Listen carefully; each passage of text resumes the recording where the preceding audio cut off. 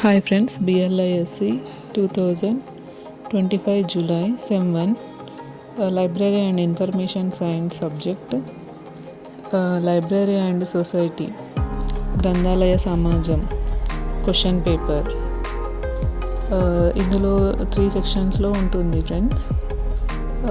ఇది 100 మార్క్స్ పేపర్గా ఉంటుంది. Minimum qualifying marks 40 మార్క్స్గా ఉంటుంది.